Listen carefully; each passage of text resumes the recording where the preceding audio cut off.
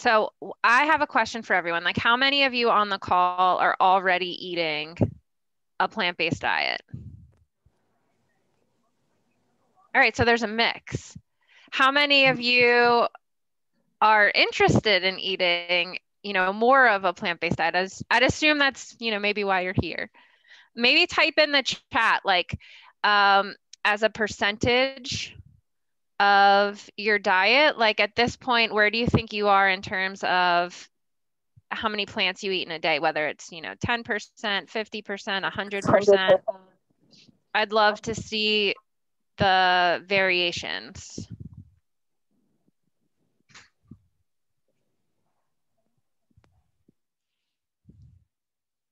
All right. Okay, so I do have like the usual health disclaimer just to let everyone know, like I'm not a physician. I'm not here to give you medical advice. This is an educational class, and I'm happy to work with any of you outside of this class if that's something that interests you, and we can talk more about that at the end. Some of you I don't know tonight, some of you I do know. And just to give you a little bit of background, I've been eating plant-based for about 6.5 years. And prior to that, I knew nothing about it. So it wasn't what I was taught in my training as a dietitian. I wasn't taught that diabetes is a reversible disease, or, that even severe coronary artery disease can oftentimes be significantly improved with diet and lifestyle changes. And so I kind of hit this point in my career working with people where I felt like really frustrated because I was doing the things that I thought were correct in, educating people to eat leaner meats like chicken or fish instead of beef, or have skim milk instead of whole milk, and not understanding why people's blood sugar, like in working with people with diabetes, like I just couldn't understand like why they weren't improving. And then I learned about plant-based nutrition, and it totally led me down this rabbit hole of finding all these physicians and tons of research studies dating back, close to 100 years that show that diet and other lifestyle behaviors like, not smoking, physical activity, getting enough sleep, all of these things are what's most important for preventing the chronic diseases that are plaguing Americans.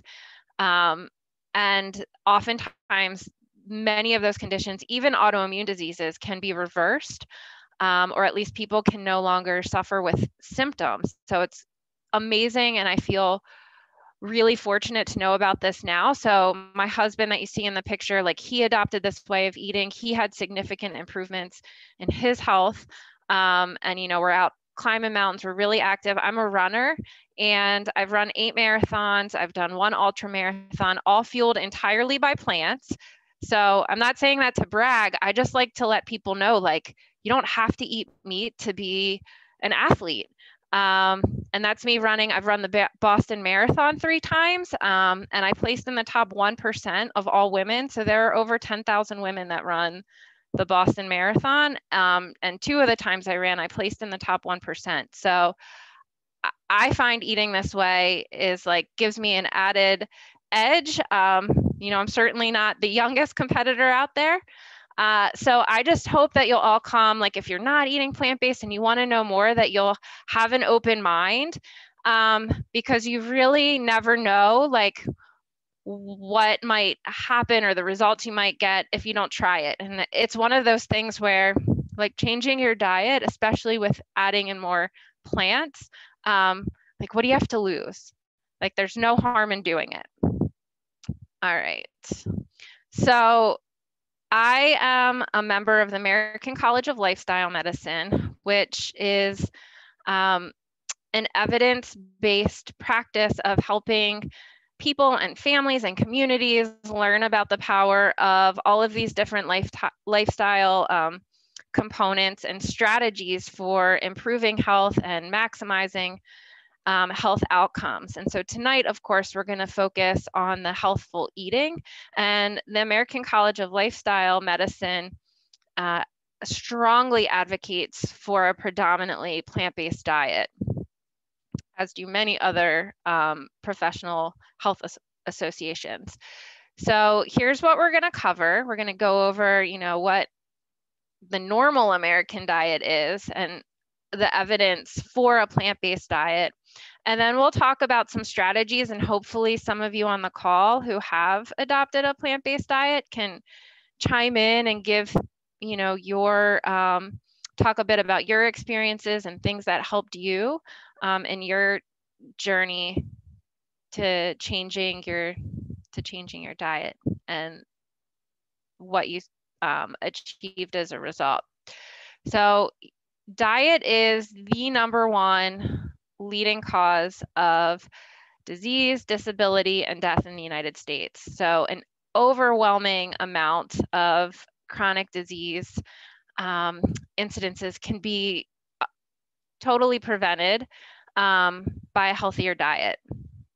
So while that sounds kind of dismal, I look at it in the positive way that there's a lot of room for improvement, and we certainly can get a lot healthier as Americans. And now, especially in this time of COVID, we see that these chronic diseases like obesity, like hypertension, and diabetes are really linked to acute illness like COVID. People who have become hospitalized, and the vast majority of people who have died from COVID have at least one of these underlying conditions. And so I wish that right now we were hearing more from health advocates and politicians about what we can do in this country to help people eat better and become healthier and take care of themselves, because that would really, really make a difference, not just for reducing those chronic disease incidences, but also for helping people stay healthy if they do contract COVID-19. All right, so according to the 2014 World Health Organization report on non-communicable diseases, there are just a couple modifiable behaviors that are linked to over 16 million deaths annually, and they're tobacco and alcohol use, physical inactivity, and an unhealthy diet. So I think it's important to define what an unhealthy diet is.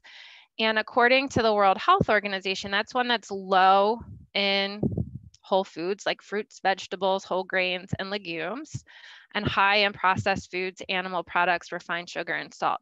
So one thing that I stress is that it's really important to focus on the foods and the dietary pattern instead of components of food, like protein and carbohydrates and fat. That looking at the actual foods that you're consuming is much more closely associated to preventing, reversing disease, or increasing risk for disease versus whether or not it's a high fat, high carb, high protein, or low any of those type of diet. All right, so here's what a healthy diet looks like. Tons of color, lots of variety, and here's an unhealthy diet. So there might be some color, but often it's in the packaging of the foods. And marketers do that on purpose because we are drawn to colorful, bright foods because in nature, they signal that they're ripe and they're ready for us to eat, like fruits and vegetables. So we are, one of few animals that see color in the foods that we consume versus like carnivores. And, the marketers, the food marketers, play into that with all those colorful packages that they have on the shelves. So we now know what a healthy diet is. Here's what we're actually eating in the United States. So huge percent, like close to 70% of the foods that Americans consume are from added fats, oils, animal products, and a very, very small sliver, only 9% of total calories, come from vegetables, fruit, and legumes. And then that sliver of grains that you see is not showing the proportion of whole grains, which is, again, like a small sliver. So most of the grains that Americans consume are not whole grains. And so one of the beautiful things about adopting a more plant-based diet is that it really treats every organ system. It treats your whole body. So there's not like one diet for preventing and reversing diabetes, and then another one for preventing kidney disease, and a different one for preventing heart disease. A plant-based diet does it all. And that's because that is truly the way humans are designed to eat. That's how we evolved. And we'll get more into that as we go on. And one of the main reasons why a plant-based diet gets to the root cause of all of these different diseases is that it feeds our healthy gut bacteria. So there are trillions of bacteria that live in our large intestine.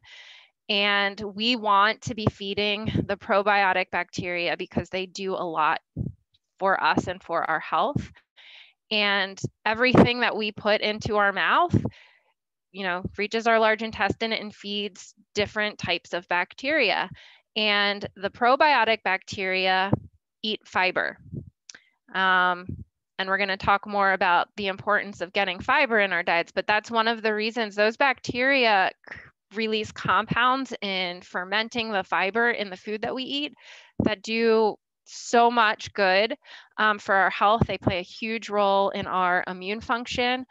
They produce about 80% of the serotonin in our body. So there's a really strong gut and brain connection. And so again, like, it's impossible to touch on all of these different things in an hour. So I'm going to focus on the main chronic diseases that Americans have. So starting with heart disease. Who has heard of Dr. Dean Ornish?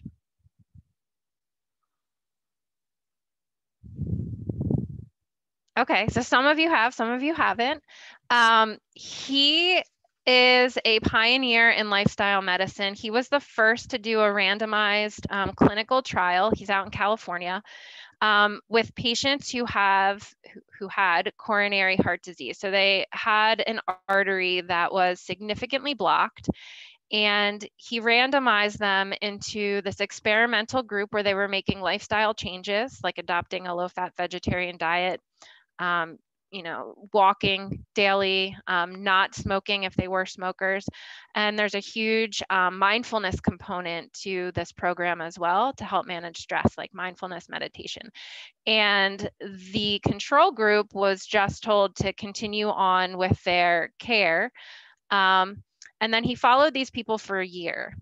So this is what happened. After 1 year, you can see significant reductions. These are the averages in cholesterol lowering among the participants and the average weight loss. Most significant, which this is the first study that showed this, the artery that was blocked in each of the participants, 82% of them had a reduction in how much that artery was blocked.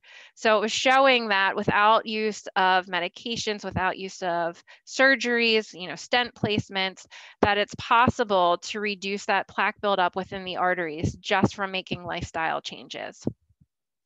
And so this is what I'm talking about, like reversing that plaque buildup within that narrowed artery by making lifestyle changes. And so he went on to follow them for 5 years, actually, to see what would happen. And there was a significant decrease, or there were significantly fewer cardiovascular events among the people who were in this lifestyle group compared to the people who were in the control group. Nobody died in the experimental group. I can't remember. There were several people who died in the control group. And one of the key things I think is that people stuck with it. They did it for 5 years. Like, it's not something where You know, they had to be convinced to do it. People wanted to do it because they were feeling better and they were getting these wonderful results. And you can imagine like what it feels like in my own personal experience working with people who have gone through similar programs, like how much better they feel, the ability to go from maybe not being able to walk very far because of having chest pain or angina, shortness of breath, to changing their diet, doing physical activity, and being able to tolerate walking miles and sometimes even going on, you know, to running. It's really remarkable. So the body has this amazing ability to heal itself when we get out of its way. When it has the right conditions to heal, it will do so. And when it comes to food, we know that things happen at a cellular level when we eat, you know, unhealthy foods. And I'm talking about those processed foods, animal-based foods that within a few hours of consuming them, there's inflammation in our arteries. Our blood actually becomes more thick and viscous, so it's harder for the blood to flow freely throughout our arteries. And it's a time when inflammation is occurring in our arteries where that plaque buildup can, you know, can start. And within about 3 hours after we eat, that inflammation starts to lessen. And then often it's time to eat again. And then, you know, as Americans, we're now starting that cycle over again, right? We wake up at 8 and we have an Egg McMuffin or a breakfast sandwich. And then 12, it's like meat and cheese sandwiches. So our body is never given that time to heal until it's time to go to bed. And amazingly, really wonderful things happen just in the time that we're sleeping, but then we wake up, and if we haven't, you know, if we're not changing our diet, that inflammation just starts all over again. So when we're talking specifically about blood pressure now, like moving from cholesterol to blood pressure, lots and lots of studies on this. And these are foods for healthy blood pressure. So again, fruits and vegetables. We know that when people increase their consumption of fruits and vegetables, even if that's the only thing they do, that can lead to improvements in blood pressure. Same goes for whole grains. And flax seeds also have been associated with lowering blood pressure. I'd say anytime you're increasing your consumption of these whole unprocessed plant foods, it's a great way to lower your blood pressure. So, you know, here are the foods that absolutely contribute to elevating blood pressure: processed foods, meat, and high salt. Aside from lowering blood pressure, adopting a lower salt diet can also help reduce inflammation in the body. And here you go. So here are the top sources of sodium. Does anything surprise anyone on this list?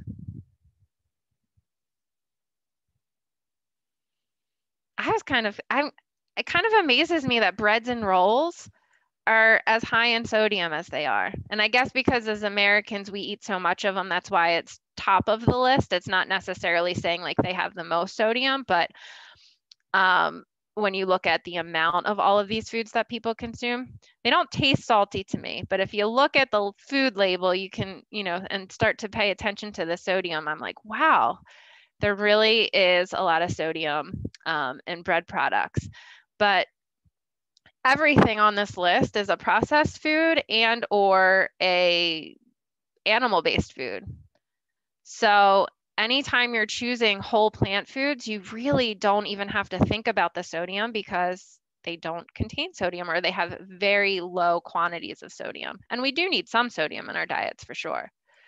Let me check here. People are typing in the chat. Oh, chicken is surprising. And yeah, so chicken is on that list. And anyone know why? Anyone know about what happens to chickens? Harriet, go ahead. Is it because of what they eat or how they're raised? Are they injected with antibiotics? They're injected with a saltwater solution. Oh, okay. That's to So make them.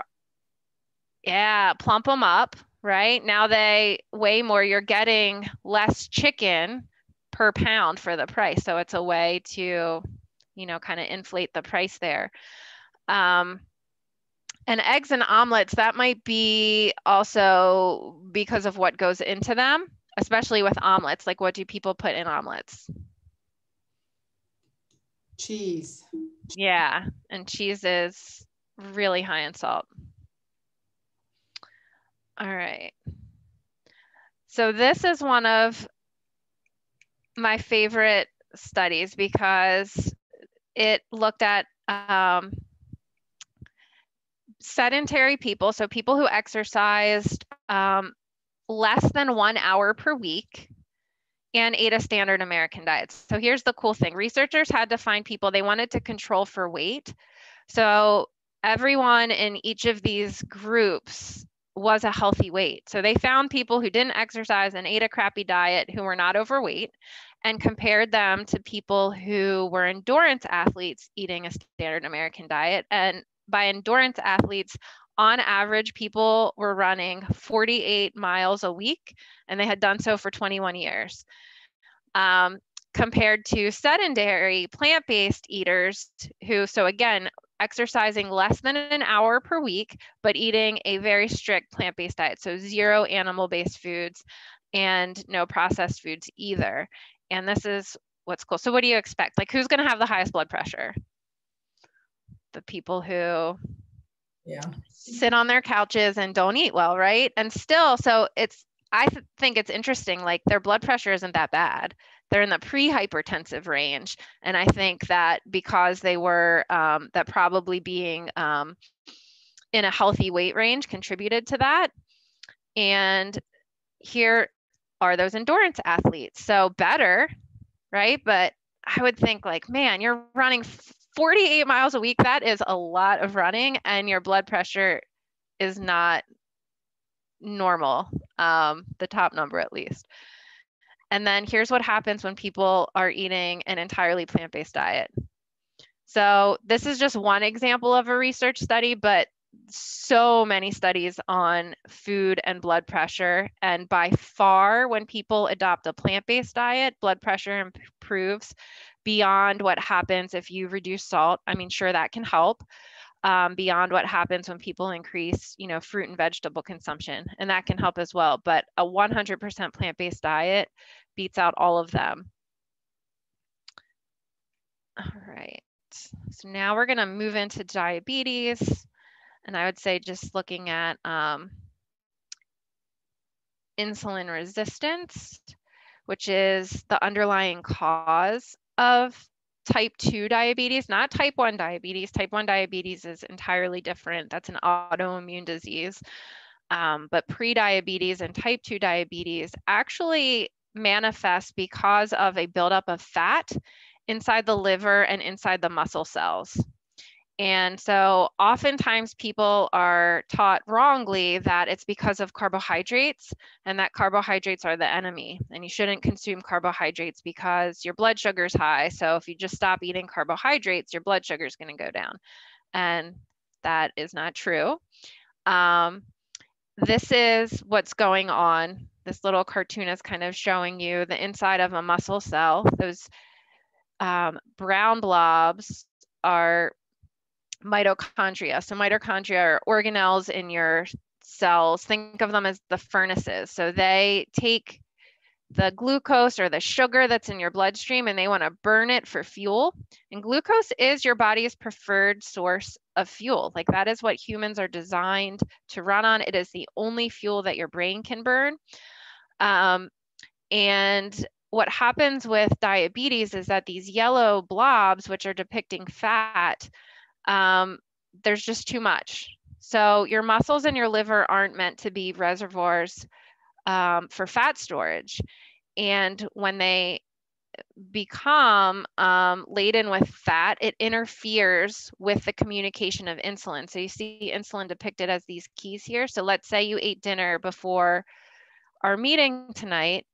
As your body's digesting, you know, the carbohydrates in your food, and carbohydrates are being converted to glucose, or that's really simple sugar, and it's in your bloodstream. If you don't have diabetes, insulin gets released from your pancreas, attaches to receptors on your muscles, and all is good. Like reactions occur and the glucose goes from your blood into your cells.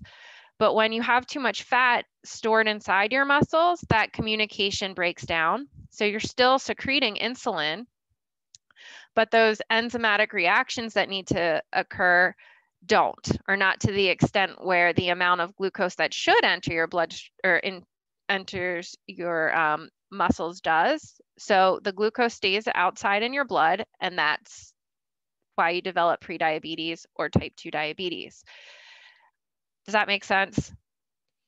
So we've known for a lot of years that the answer isn't to stop eating carbohydrates. The answer is to allow your body time to burn through the fat that's been stored, either by exercising more, by losing weight, or by eating less high-fat foods. And those foods are animal-based foods, processed foods with lots of oils. And like I said, studies going back nearly 100 years show that. So it is true that diabetes can often be reversed when people lose weight. And this study in particular, so what you're seeing, the more weight that people lose, this was done in a primary care setting in England, where participants were put into two groups again, like either the control group of not making any changes or this intervention group. And the intervention group followed a very low calorie diet, like less than 1,000 calories a day for over 3 months. And then after that, they started eating healthier foods, and they had diet education for up to a year. So at the end of the year, the people who lost the most weight had the greatest success in totally reversing insulin resistance and no longer being considered having diabetes. And then, so that's what this bar shows. The more weight people lost, 86% of the people who lost at least 32 pounds reversed their diabetes. And then as people lost less and less weight, fewer were able to reverse their insulin resistance. And so it was a great study. It showed that, wow, like we know that when people lose weight, it's much more likely that that insulin resistance will go away.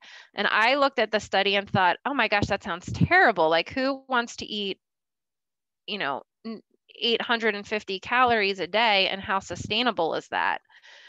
So I love this study that shows that when you don't lose any weight, so this study was done with all men, and they were on a metabolic ward, which means that they were fed every morsel of food they put in their mouth. They were fed by the researchers, and they were weighed every day. And the researchers did not want them to lose any weight.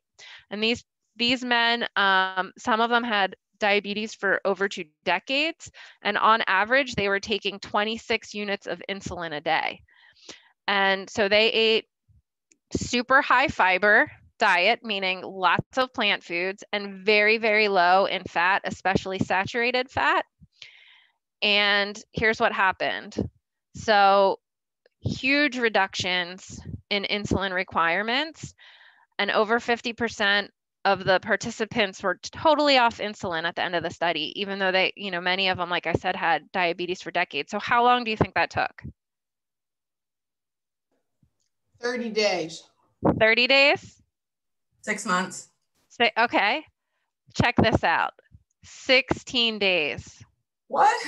Yes. So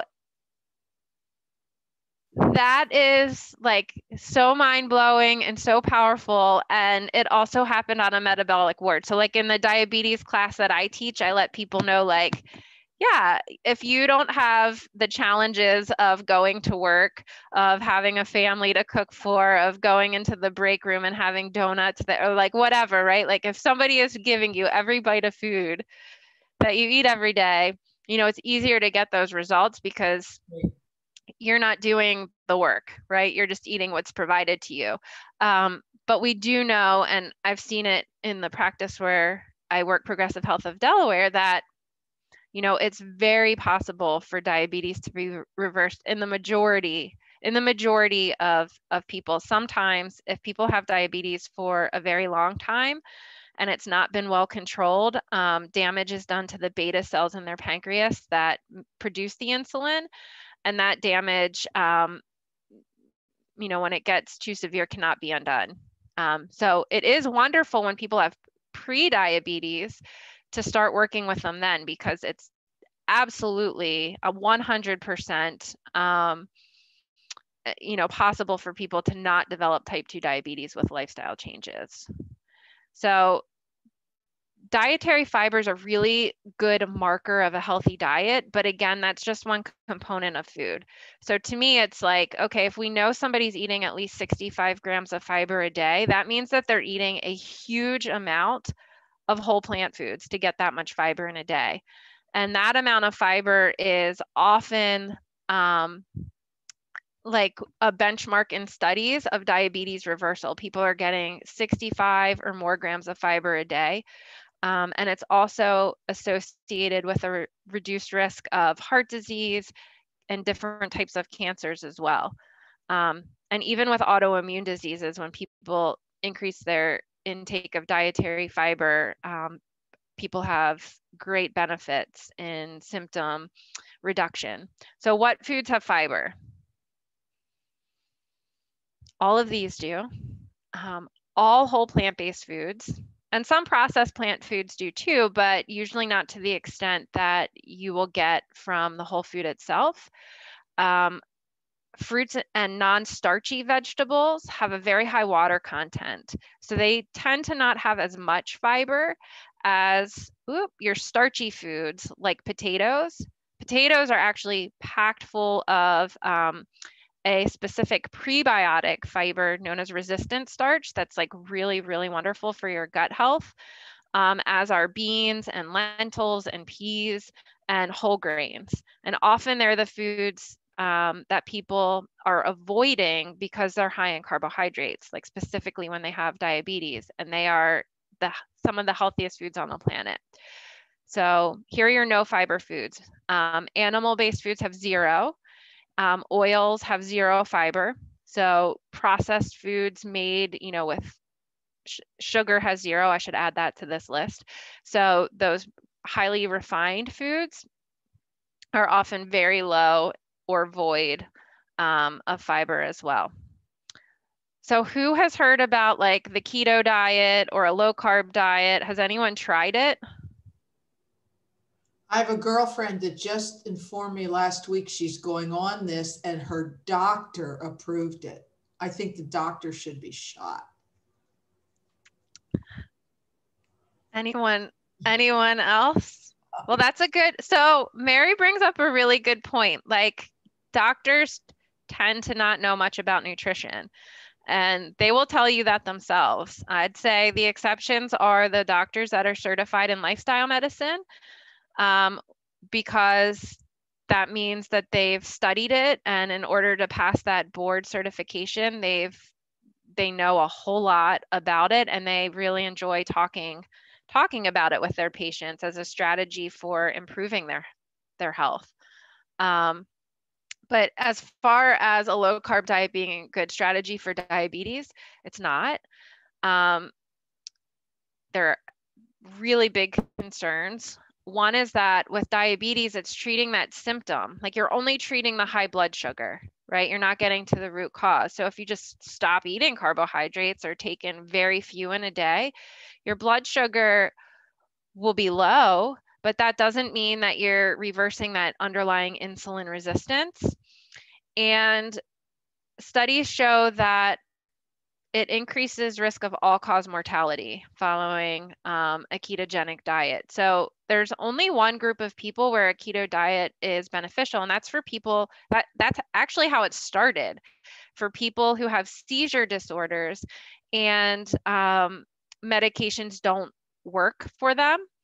A keto diet has been found to help. That's the only population of people where there's a benefit, and that's really why this diet was created, and now it's just kind of getting crazy. Like Mary said, like, and lots of people are recommending it without research supporting its benefit. So what happens is even after just 2 days on a high fat diet, you become insulin resistant.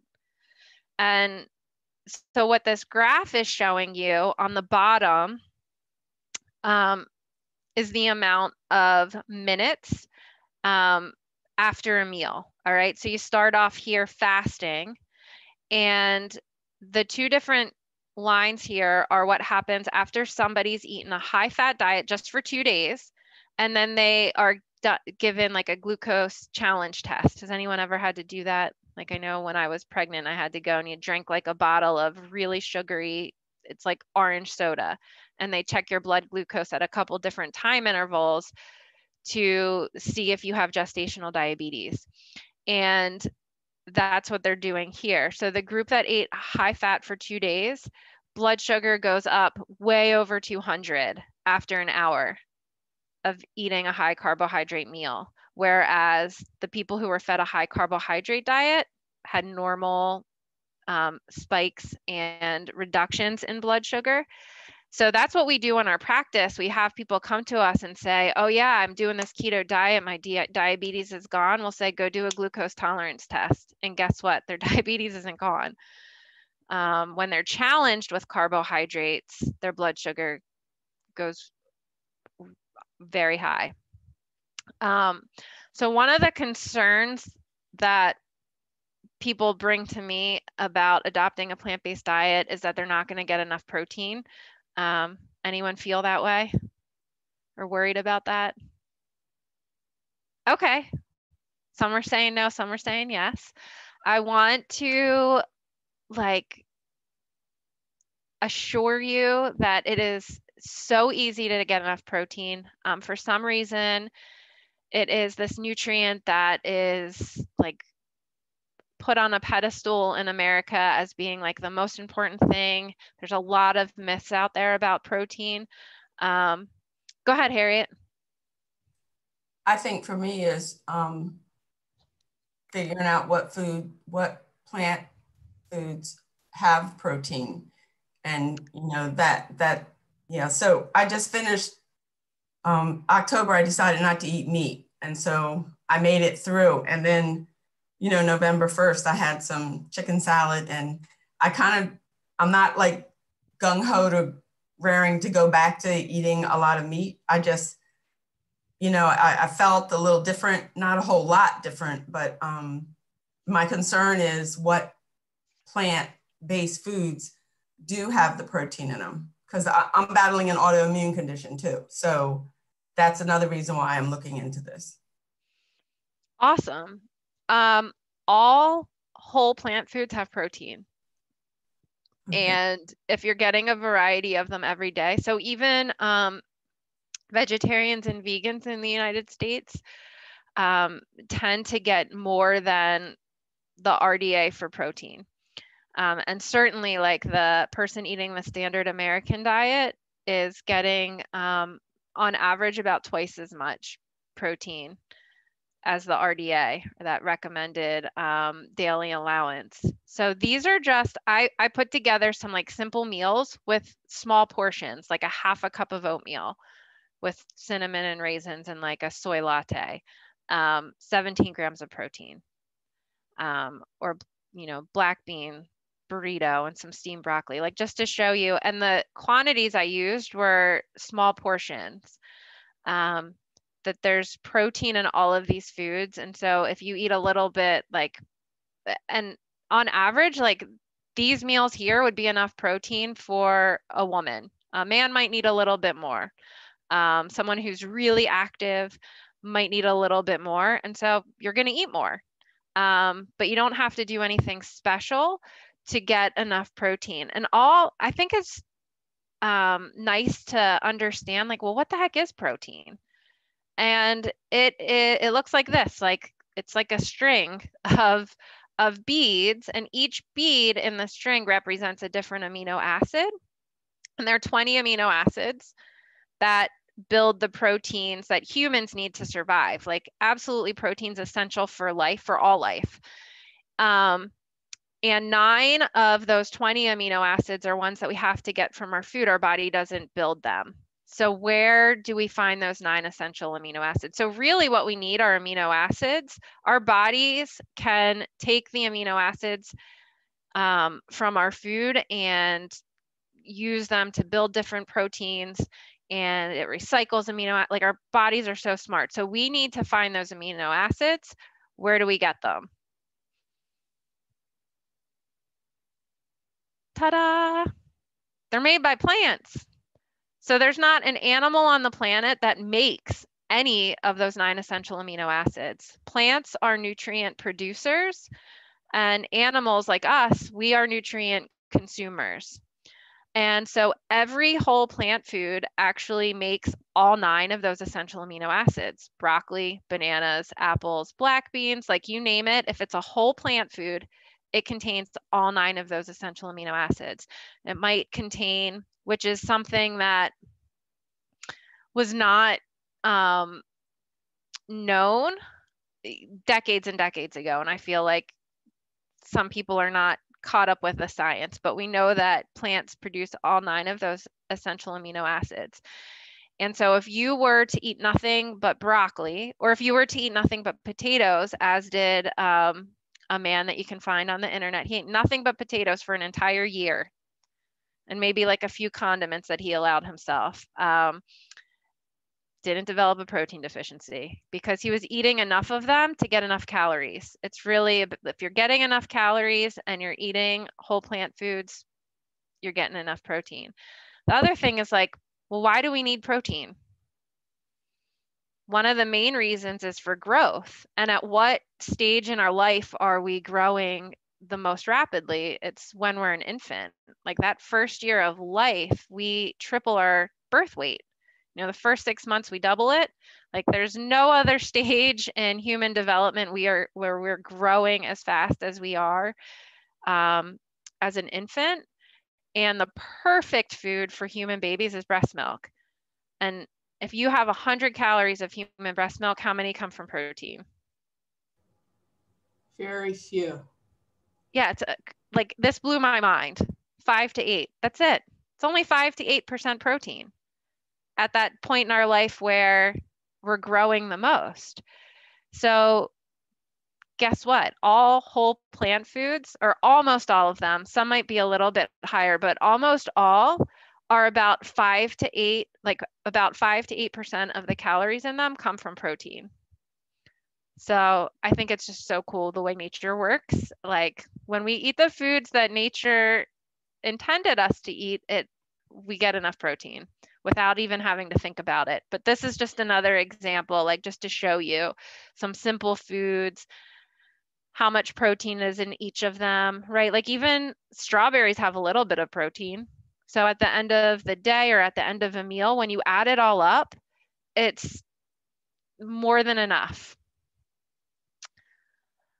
And this is really cool. Like this was looking at over 130,000 participants. This is from the Harvard Health Professional Study.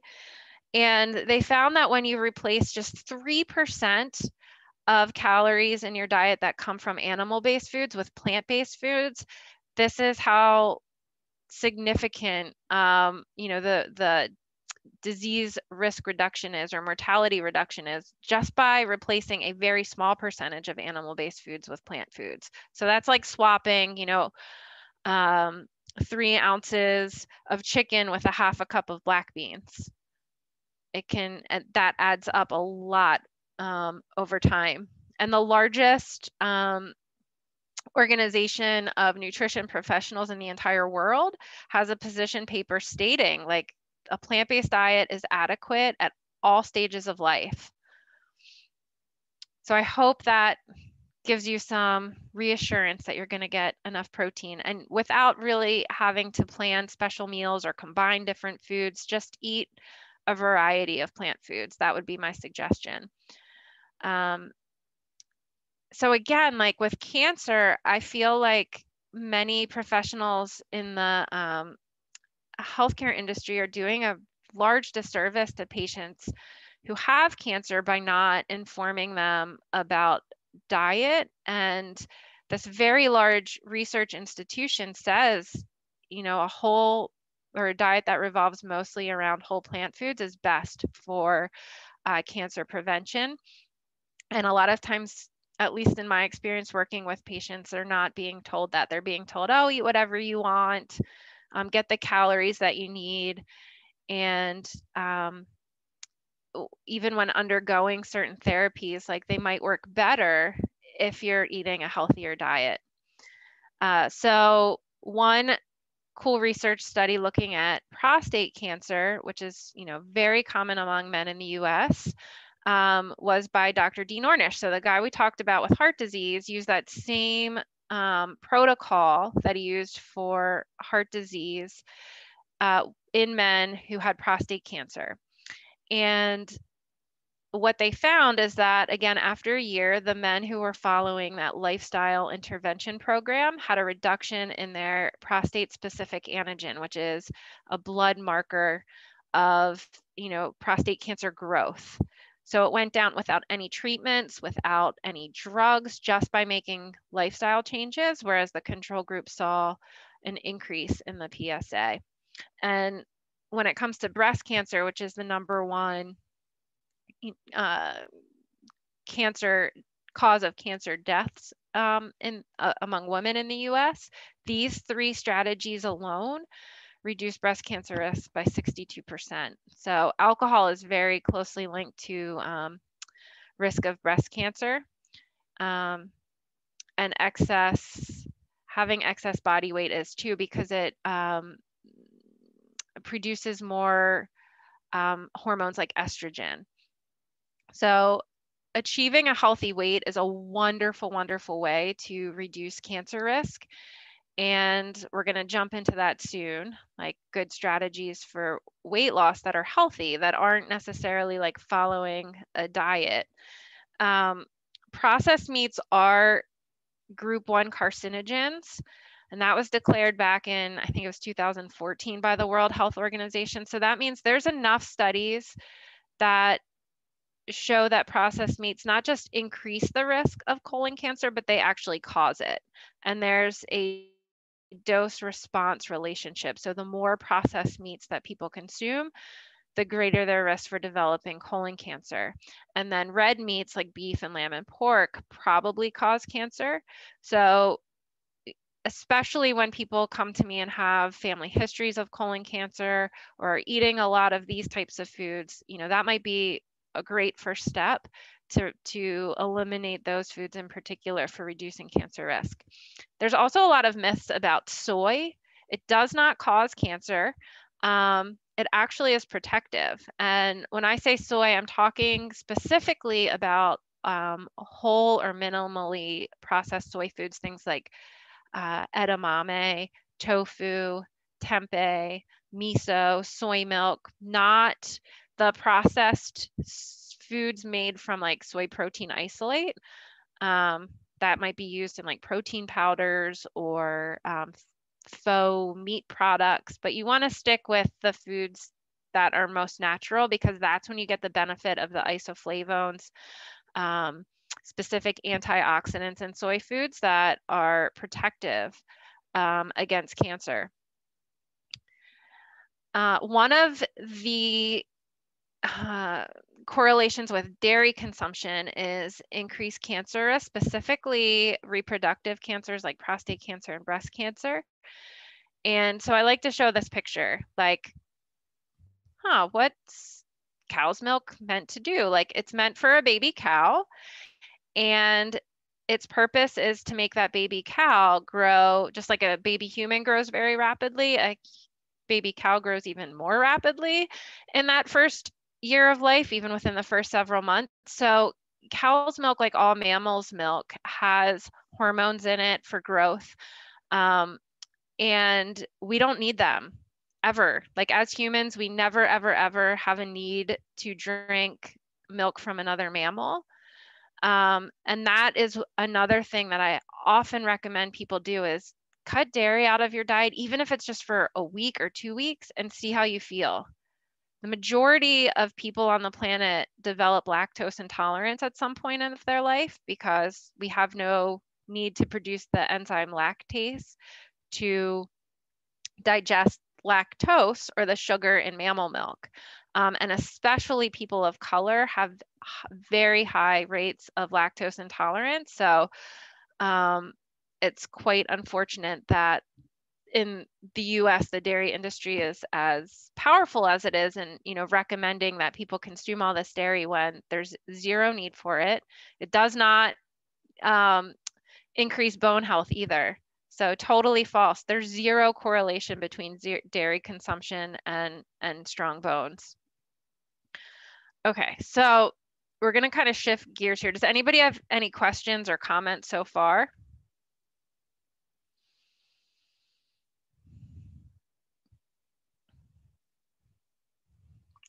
All right, so talking about achieving a healthy weight, this might be one of my favorite topics. And from all of the things I've learned, I really love to like set aside the research studies and just have people think about like what it was like to live as a human in an environment that was not the modern environment that we have now. Like if you had to find food every day and build shelter and work in a community to do those things, like what would that be like, and what would your food look like?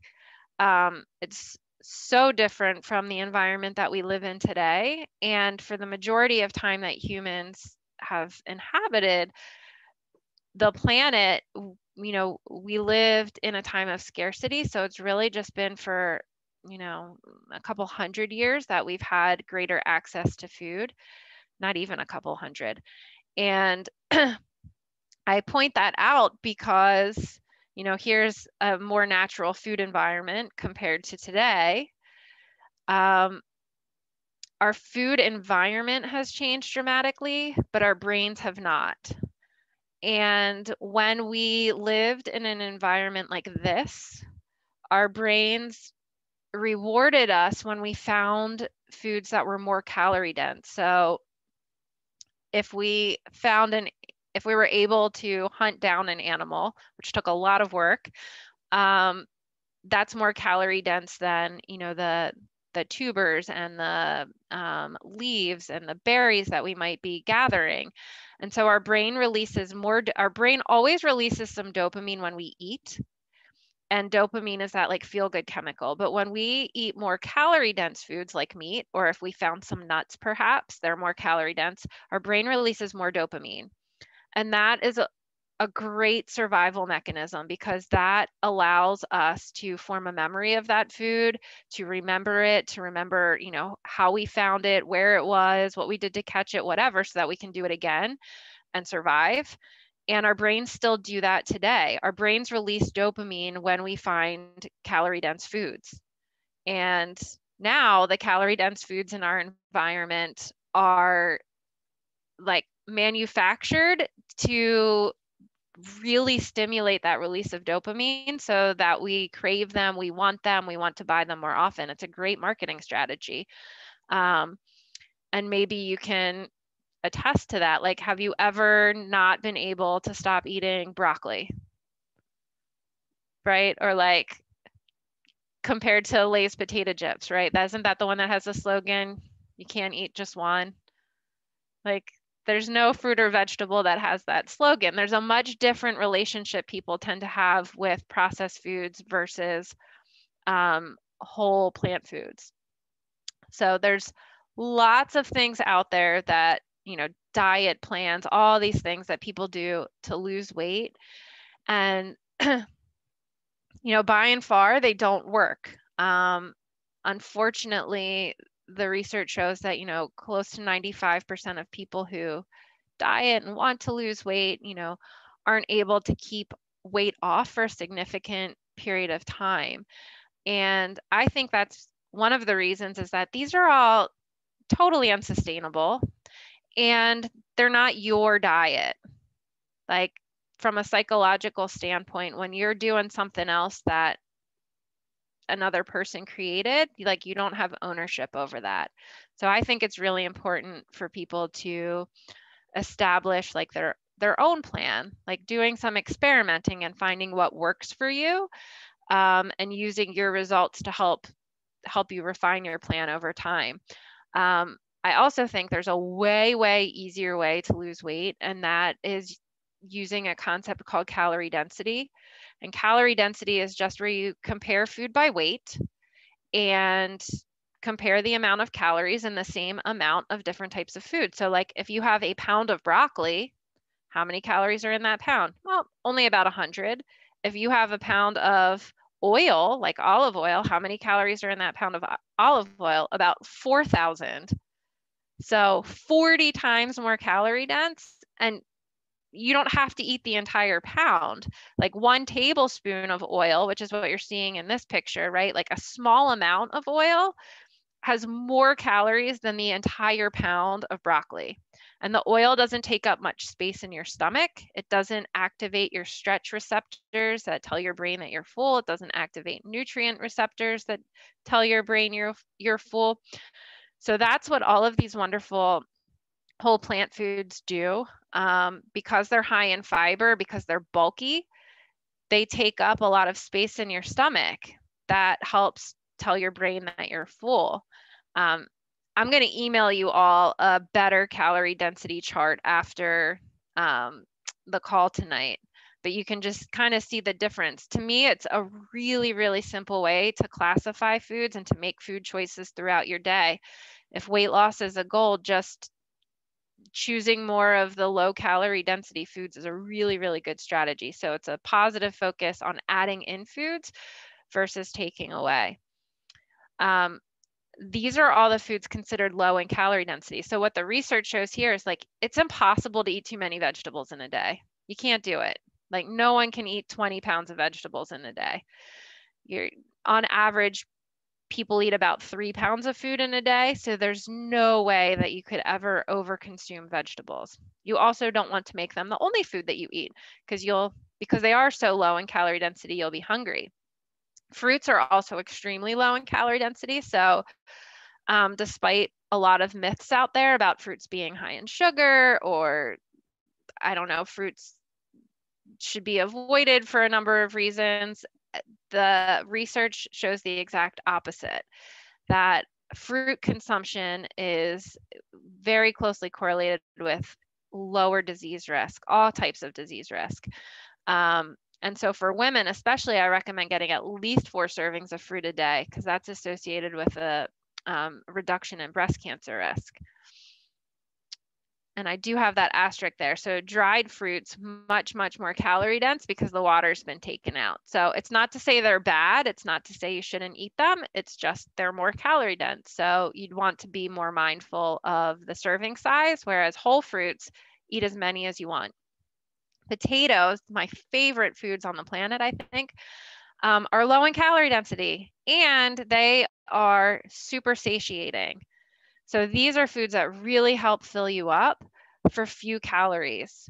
And potatoes are very high in vitamins, minerals, antioxidants, that prebiotic fiber that's great for your gut health. It's what we do to them in the US that makes them unhealthy foods. It's the high fat condiments, the cheese, the sour cream, the bacon bits, and then whole grains. So another category of food that oftentimes I hear people are avoiding, huge amounts of studies showing benefits and including them in your diet for disease risk reduction and reversal of different diseases as well. So huge variety of them out there. I know I've experimented and I've been trying more things like, I don't think I have sorghum listed on here. I tried that one kind of recently. It's delicious. But they all cook pretty much the same. Like if you can boil water, you can make any of these whole grains. And then legumes, so beans, lentils, and peas. Often like the one category of food, I'm like, if you aren't eating them now, like if there's one thing you do, think about eating more of these. They are packed full of nutrients, very, very high in antioxidants. And research suggests that just eating more beans promotes weight loss. Like if you do nothing else, this study showed people who ate 5 cups of beans a week lost more weight than people who were cutting calories. So they were told, don't do anything else, just add beans into your diet. And they lost weight and they had improvements in blood glucose and cholesterol as well. So all of this fiber from these whole foods is what really, really helps fill you up. And just adding an additional 14 grams of fiber a day will reduce your total calorie intake at the end of the day without you even knowing it. Because you can eat a lot of these foods and you, because they're lower in calorie density, you don't even realize like, oh, I'm eating less calories. I eat a lot of food now for way less calories than I used to when I, was also like, oh my gosh, how come I'm not losing weight and counting all these calories? It was the types of foods I was eating. So this is what 14 grams of fiber looks like. Any of these, not all of them, like just 1 cup of oatmeal with some berries and maybe some flax seeds, you can easily get to 14 grams of fiber. So even just changing 1 meal a day, you can add in that additional 14 grams, or like a nice lentil and vegetable soup or stew, a baked sweet potato with some beans. Any of these options will get you more fiber. On average, Americans consume 15 grams of fiber a day. That's it. And anyone remember how much fiber I said earlier is really associated with good health outcomes? 65. Yes. Yeah. So like we worry about the protein, but we're all getting enough protein, and 97% of Americans are fiber deficient. So we should really, really be focusing on that. And again, that's what feeds your good gut bacteria, which helps reduce inflammation, helps reduce feelings of depression and anxiety. And we know that when people have chronic diseases, the makeup of those bacteria in their gut is much, much different than the makeup of the bacteria of people who don't have those diseases. So, and it doesn't take a lot of time to change that. Like even in several days, over a week, you can see changes in the microbiome or the makeup of the bacteria in your gut, which is cool. All right. And then just to point out, like on the flip side, we talked about the low calorie density foods. The high calorie density foods are ones that are high in fat. So I don't like to focus again, like on the one specific nutrient like fat, but on the foods that contain it, and fats in all types of meat. It's not, there we go. Eggs. And of course, processed food. So pizza is like a double whammy. You've got the cheese, you've got the pepperoni, and then your processed oils, things like baked goods, which often people will say like, oh, I love sweets. And I'm like, really? Like those types of foods actually have much more or a greater percentage of calories from fat than sugar. Oh, and then the oils. There are a few plant-based foods that are high in fat. Can anyone think of them? Like whole foods? Nuts. Yeah. Avocado. Yep. Nuts, avocado, seeds, and coconut. And they're really healthy foods. They have the fiber intact, they have vitamins and minerals. They're just more calorie dense.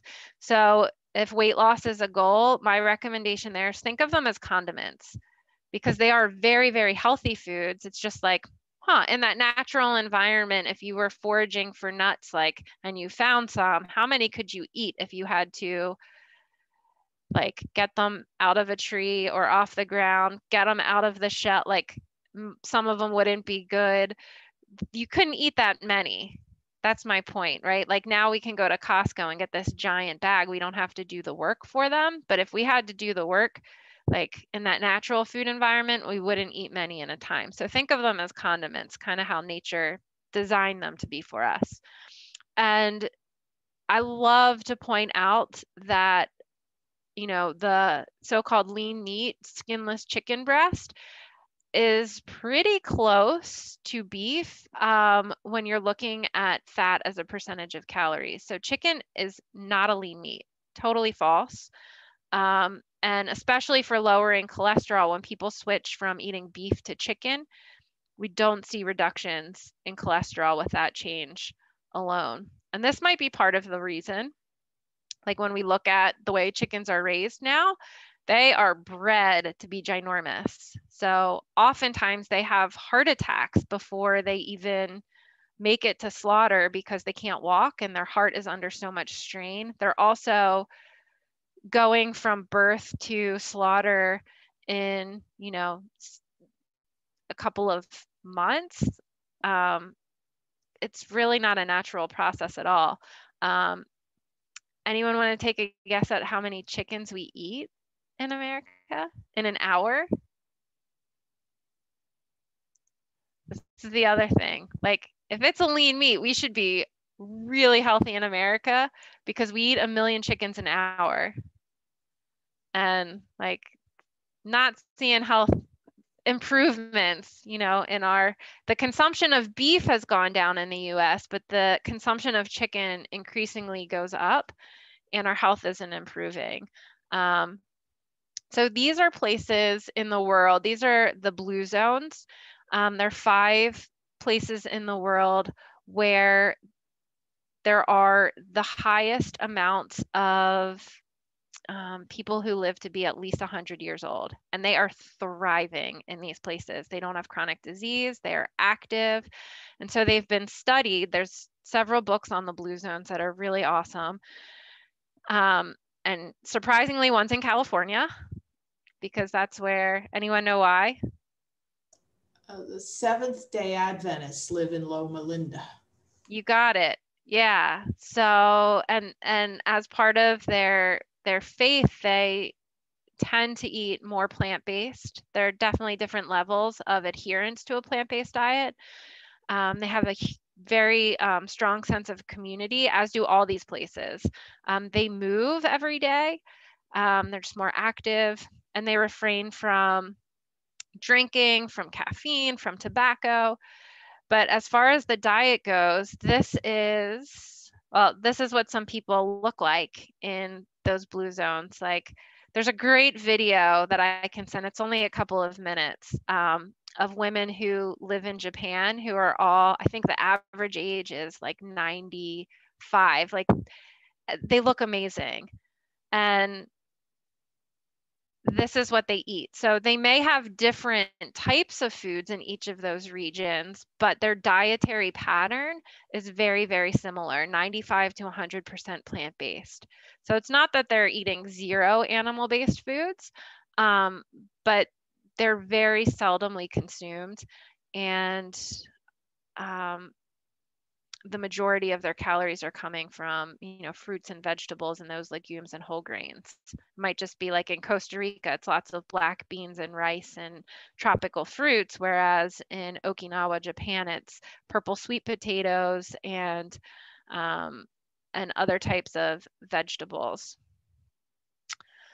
So it's certainly can be an exciting journey to make diet changes, and it doesn't have to be all or nothing. So part of my training is also as a health coach, and I find like the psychological components, the behavior change aspects of all of this are fascinating and often what are most important, because lots of times we get all of this info and are like, yeah, that sounds great. I believe it works. But then actually implementing it is the hard part for so many reasons. So here's where I'd love to ask the people on the call, like, what have you done? Or for the people who are interested in getting started, like, what questions do you have? How can we help each other?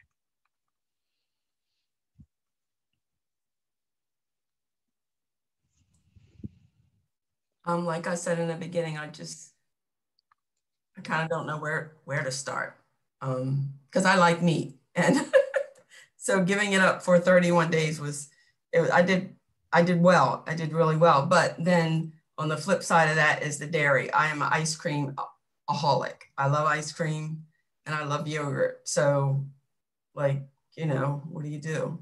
And the other thing is like when you give up, when you're doing strictly plant-based, like as far as seafood, fish and shrimp like that, you know, is that still included? You know, because people say anything with blood in it is meat. So, you know, like, what do you do? Yeah, well, let's just tackle the dairy thing first. So what do you want to do? Do you want to have less of it? Yeah, but it's like, I don't know what else to eat in place of that. So see, I thought that eating the fruits, you know, like because I have a sweet tooth. So I thought like eating the fruits was kind of bad, you know, just kind of just like do away with it. But I guess, you know, you're saying even though you eat the fruits, it's not bad. It's a better sugar than the processed sugar. So 100%. yeah. For So sure. Yeah, fruits can be great replacements. There's also a huge variety of non-dairy options. Like for everything that exists in the dairy aisle, there are non-dairy alternatives. What other suggestions do people have? Cheese was hard in our house. Like we put cheese on everything. And you know, I think it takes a little like now I'm like it's been years, like I don't miss it. Like allowing yourself a little bit more time than a month, um, you know, gives your taste buds some time to change.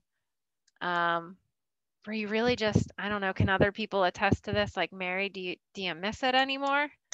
What? Cheese. The cheese was hard, but the best substitute on the market is Miyoko's. It's made in Portland, Oregon, but the problem is it's still oils. So if you want to get the fat out of your diet, but all those shredded dye is terrible with the pea proteins. They don't taste good and they don't melt. But I use nutritional yeast. If I feel like I need some cheese on a piece of bread, you know, you sprinkle nutritional yeast has a cheesy flavor. But dairy was my problem. I was drinking soy milk for a couple years thinking, oh, but I was still eating yogurt. I quit yogurt and 2 weeks later, all my GI problems stopped. Just 2 weeks. Because I thought, oh, I have to have the probiotics with the yogurt, you know, the, what is it, Fage, the Greek yogurt. right. Yeah. So the Forks Over Knives people recommend you start with breakfast for a week and just go whole food. And then you add lunch for another week and go whole food. And then you add dinners. Don't try to do it all at once. Oh, okay. For me, I didn't like the taste of meat. Unfortunately, Harriet, I didn't like the taste of beef. I was eating just chicken and fish. Oh, okay. But I don't eat so much beef, but I have a love affair with bacon. So and not eating it for a whole month, that was like phenomenal for me. I'm telling you, that just. I never liked bacon, so it didn't matter. But I will tell you that a lot of people say, well, oh, I don't want to eat beans. They make me fart. You know, it gives me. That's the thing about beans too. I'm really gassy with beans. But don't try all at once. Ease into them because they're full of fiber. Yeah. Sweet potatoes, the best, but don't put butter on it and don't put sugar, sour cream on it. Sweet potatoes are so sweet to begin with. It's a superfood. Have a sweet potato for breakfast. That's what I did in the beginning. I would just eat a whole sweet potato for breakfast. Okay. Oats are the best. And if I need a snack after dinner and I feel like, oh, I need to go for the pretzels or something. I don't have cookies in the house, but but I do have whole wheat pretzels. Okay. Cereal, oats. You know, raw oats, don't cook it. Raw oats with milk on it and fruit on it. You can cook it. Yeah. I was in a rut. I just had cooked oatmeal every morning. I was in a rut. And now I have Rip's Big Bowl that I make myself 3 times a week, which, you know, it's oats, grape nuts, shredded wheat squares, and fruit. Uncle Sam cereal, right? I don't use Uncle Sam's. What I do for his formula, I use twice as many oats. So I have half a cup of oats, quarter cup of grape nuts, quarter cup of shredded wheat squares, tablespoon of, I used to be flaxseed meal, but I mix it with hemp hearts, chia seeds, and flaxseed. I make a mix, and I have a tablespoon of that. That's what Dr. B recommends, that mixture. You know, Nice. you know who Dr. B is, Karen? I do. He's a gut health doctor. Yes. He has a book called Fiber Fueled. It's fantastic. Great, easy read. Half the book is half the book is recipes. And I started, I said, tell me what to do. They said, no, just read some books. So I read Forks Over Knives, and it was streaming on Netflix until recently. You can't see it on Netflix anymore. Forks Over Knives, the movie. Oh. Does anybody know where it is? How you can see it now? Because that's a really motivational thing. What the Health is still on Netflix, I believe. Oh. That's a good one too. And where did the Game Changers go? It was on for a while. Is it still on there? I think so. The Game Changers. Yeah, these bodybuilding guys. It's that, what's his name? Nani, that bodybuilder. Oh, yeah. He's plant-based. He's a vegetarian. He's never eaten meat in his life. Who is this? Nimai Delgado. Nimai Delgado, that's it. Nimai Delgado. Chirac, were you going to say something earlier? No, I was going to say also Arnold Schwarzenegger is in that documentary as well. Yeah, he's been converted a bit. He used to do meats and eggs and stuff like that, but now, yeah. Yeah, so if I can share, I was challenged by a lady by the name of Vicky to be a whole food plant-based, to give it a try. And I lived on meat and I love steaks, and so I had all the metabolic sicknesses, the diseases, blood pressure, diabetes. So I'm still actually eating my dinner. I just got back from work not too while ago. I love eating mushrooms stuffed with all kind of vegetables. I ate maybe 5 of these. So I ate 3 of them, and there's 2 more left. And the baked potato as well. I love, since we were talking about baked potato.